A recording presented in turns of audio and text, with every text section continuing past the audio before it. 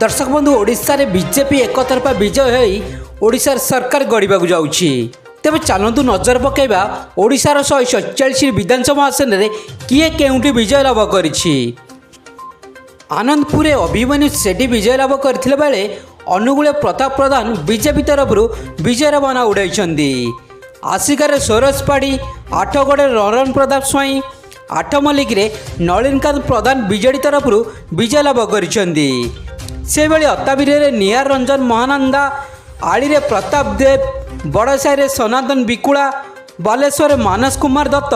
BJP तरफ विजय लाभ कर बालीगुड़ार चंद्रमणि कंवर बीजेडी तरफ बालीगुदा एरसमा अंचल शारदा जेना बांगिरपोषे संजय मुर्मू बांकी देवीरंजन त्रिपाठी कटक बारवाटी सोफिया फिरदोस बड़चणार अमर नायक बरगढ़ अश्विनी षडंगी बरी विश्वरंजन मल्लिक बारिपदा प्रकाश सोरेन बस्तार सुभाषिनी जेना वासुदेवपुर अशोक दास रे कांग्रेस विजय लाभ करथिला बेले बेगुनियार प्रदीप साहू बीजेडी तरफ विजय लाभ करछंदी। सेहीपरि ब्रह्मपुर के रे अनिल कुमार बीजेपी तरफ विजय लाभ करथिला बेले भद्रकरू सीतांशु महापात्र भंडारी पक्षर संजीव मल्लिक भंजनगर प्रद्युम्न नायक अन्य पक्षे भटिल इराशिष आचार्य विजय लाभ करथिला बेले भवानीपाटना सागर दास भोगराई गौतम बुद्ध दास भुवनेश्वर मध्यरु अनंत नारायण जेना भुवनेश्वर उत्तरु सुशांत राउत विजयपुर सनातन गड़तिया बिंजारपुर प्रमीला मल्लिक वीरमित्रपुर रोहित जोसेफ तीर्क वीर महाराजपुर रघुनाथ जगदाल अन्यपक्षे विषम कटक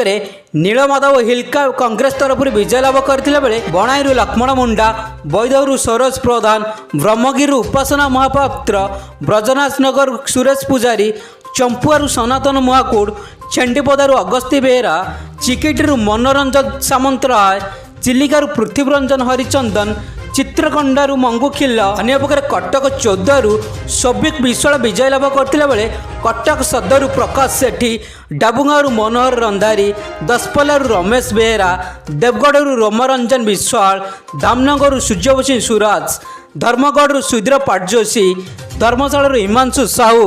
ढेंकानाल कृष्णचंद्र पात्र दिगपॉइंट सिद्धांत महापात्र एकाम्र भुवनेश्वर बाबू सिंह जी उदयगिरी प्रफुल्ल चंद्र प्रधान घसीपुर बद्रीनारायण पात्र गोपालपुर विभूति जेना गुणपुर सत्यजित गम्मा हिंदलू सीमाराणी नायक हिंजिलू शिशिर मिश्र जगतसिंहपुर अमरेंद्र दास जड़ेसारू अश्विनी पात्र जशीपुर गणेश्वर खटुआ जटणी विभूति बलवंत राय जयदेवपुर नवकिशोर मल्लिक जयपुर तारा बाहिनीपति जरिगारू नरसिंह भद्रा झारसुगुड़ारू टंकधर त्रिपाठी कविसूर्यनगर प्रताप नायक काकटपुर तुषारकांत बेहेरा कामेख्यानगर शत्रुघ्न जेना कंटामालू कन्हई चरण करंजियारू पद्मचरण हाइब्रू केन्द्रापड़ू गणेश्वर बेहेरा केन्दुझर मोहन माझी खलिकटू पूर्णचंद्र सेठी खंडबड़ारू दुष्मंत स्वाई खडियालू अधिराज पाणिग्राही खोर्धारू प्रशांत जगदेव कोरापुटू रघुराम माछ कोरेरू आकाश दास नायक कोटपड़ारू रूपा भद्रा कुचिंडारू रवि नायक लांजीगढ़ प्रदीप दिसारी कंटामांजीरू लक्ष्मण बाग लक्ष्मीपुर पवित्र साउंता लोईसिंगारू मुकेश महाली महाकालपड़ारू दुर्गा प्रसाद नायक महांगारू शारदा प्रधान अन्यपक्षे मालकानगिरी नरसिंह मड़कामी विजय लाभ करथिला बेले मोहनारू दशरथी गमांगो मोरडारू कृष्णचंद्र महापात्र नवरंगपुर गौरीशंकर माझी नरलालू मनोरमा महंता नयगढ़ अरुण साहू